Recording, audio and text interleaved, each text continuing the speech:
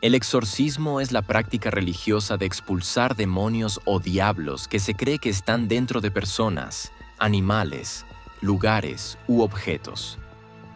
Cuando se considera que las personas o los animales están afectados, se habla de posesión. La interpretación de este estado depende de la cultura de cada uno.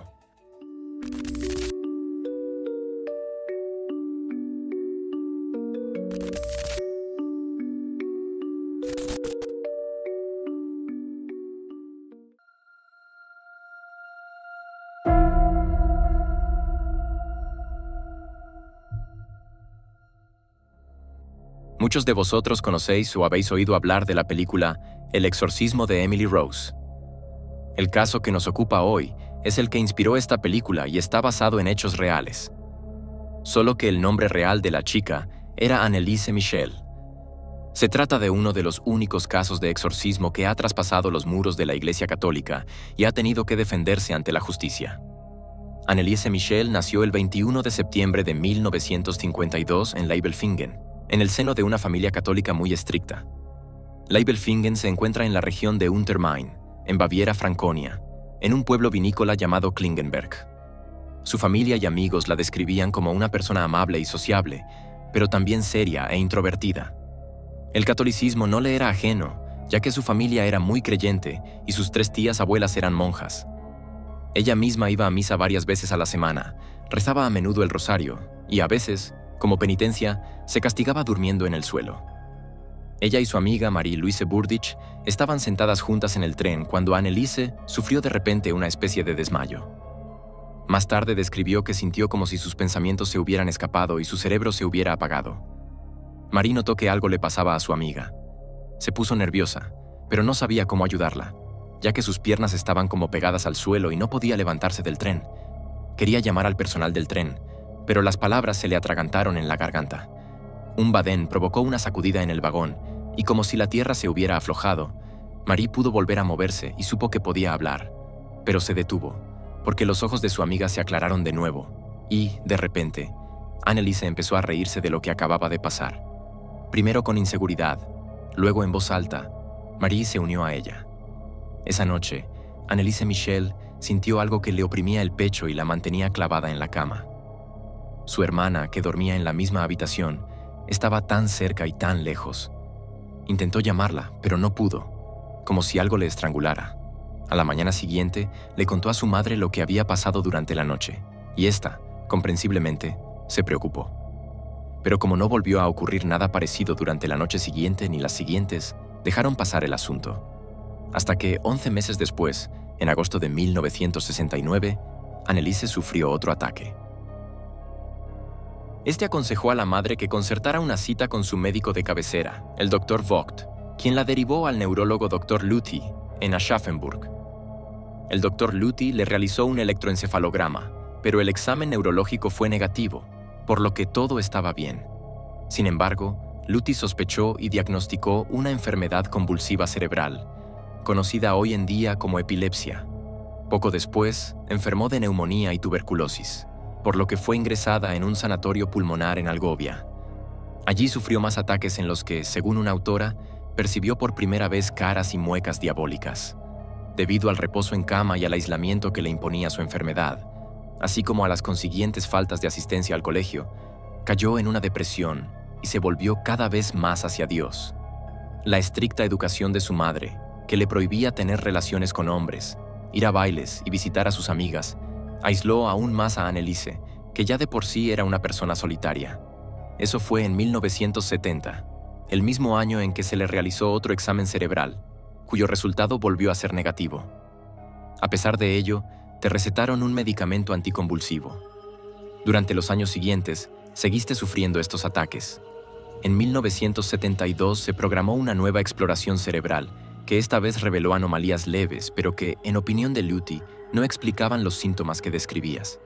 A pesar de ello, le recetó Centropil, un medicamento que controla la epilepsia.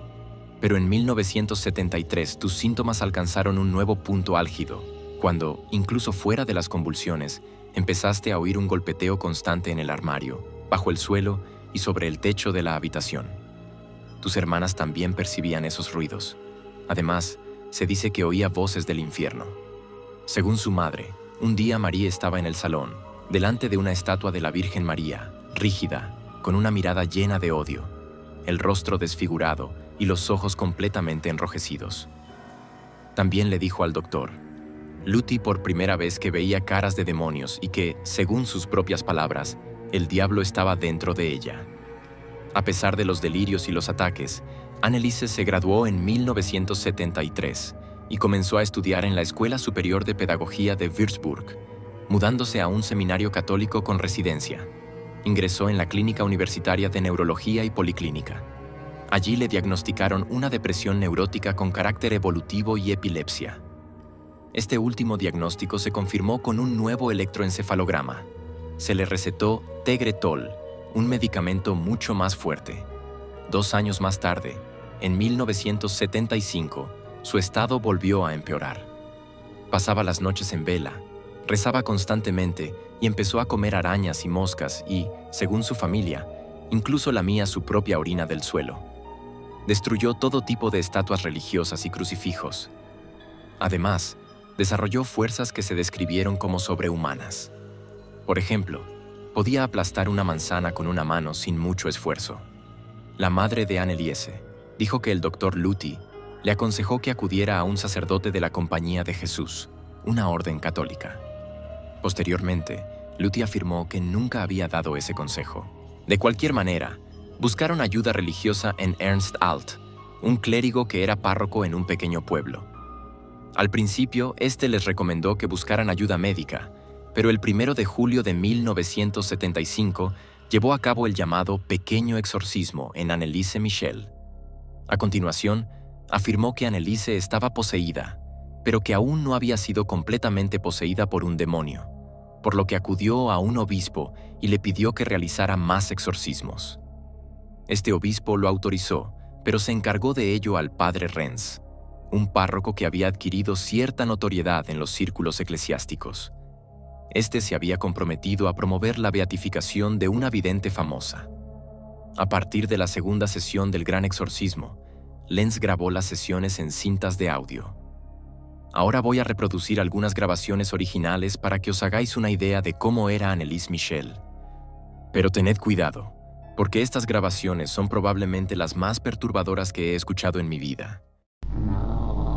Sage die volle Wahrheit. Verdammt, die wahre Lehre lauft eine noch. Wie eine Hure.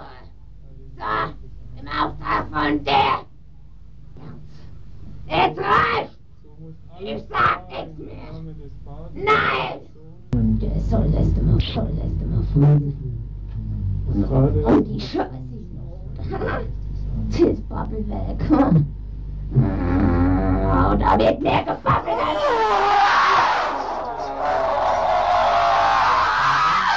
Des Heiligen Geistes.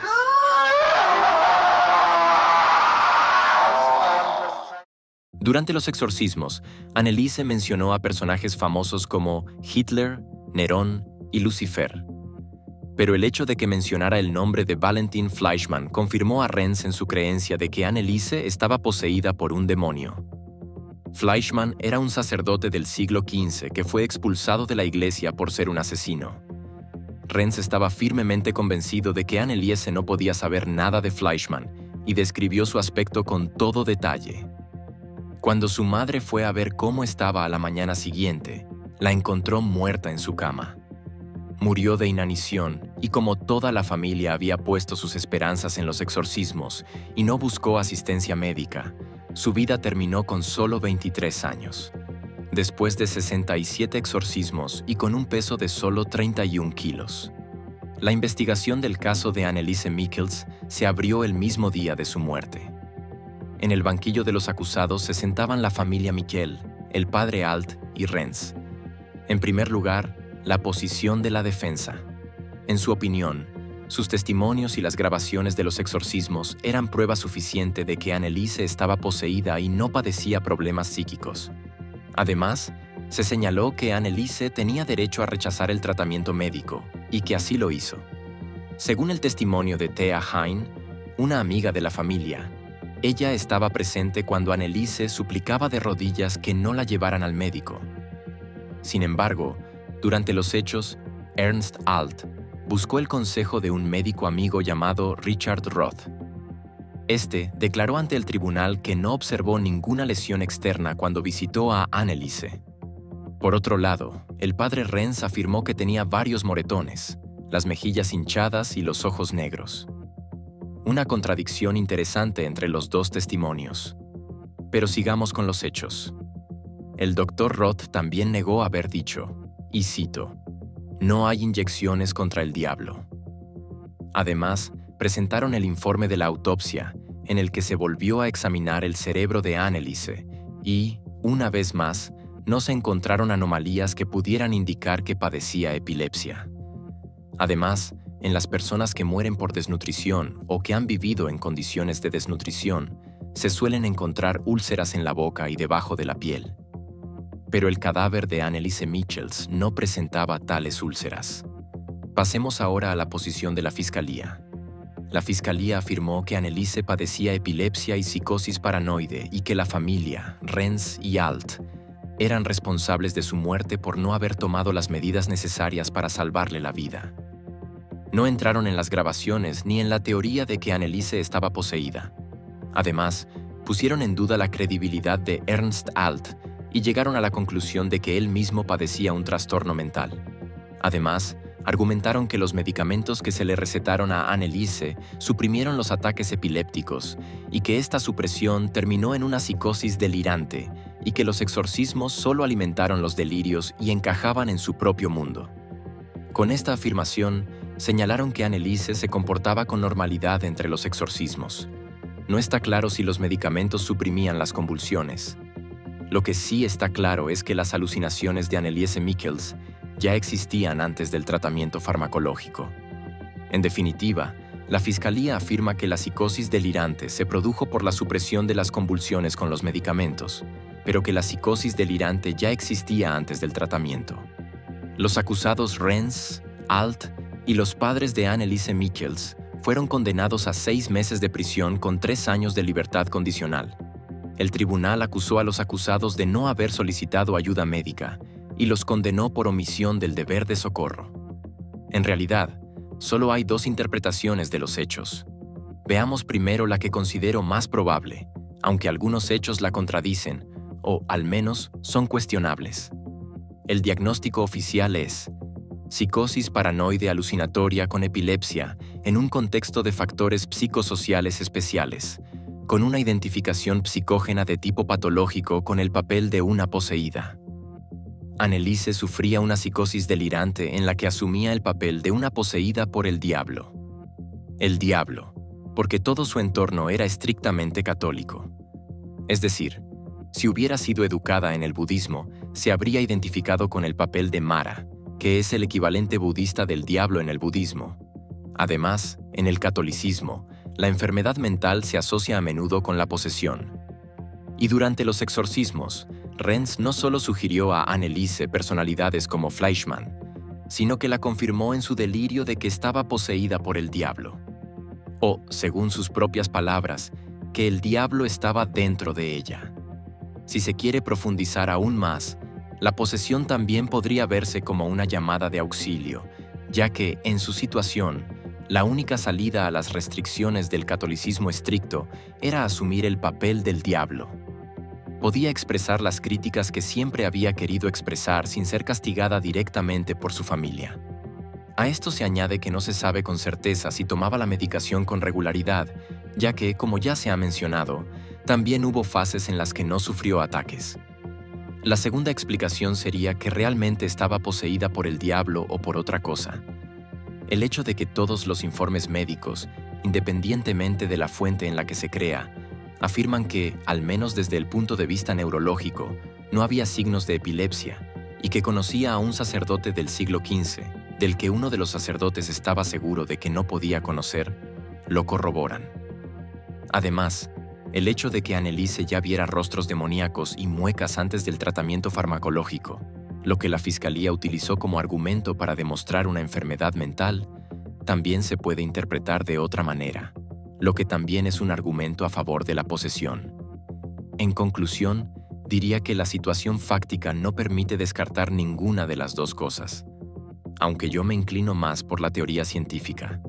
Pero independientemente de si estaba poseída o no, debería haber recibido tratamiento médico. En cualquier caso, se podría haber evitado su muerte. Espero haberles podido ofrecer una visión general de la cronología de los acontecimientos relacionados con Anneliese Michel. Como siempre, he incluido enlaces a mis fuentes en la descripción por si desean profundizar en el tema. Si tenéis vuestras propias teorías o creo que me he olvidado de algo, hacedmelo saber en los comentarios. Y si aún no os habéis suscrito, me encantaría que lo hicierais ahora. Por supuesto, solo si os ha gustado el vídeo. Muchas gracias por ver el vídeo, buenas noches y hasta pronto. Adiós, gente.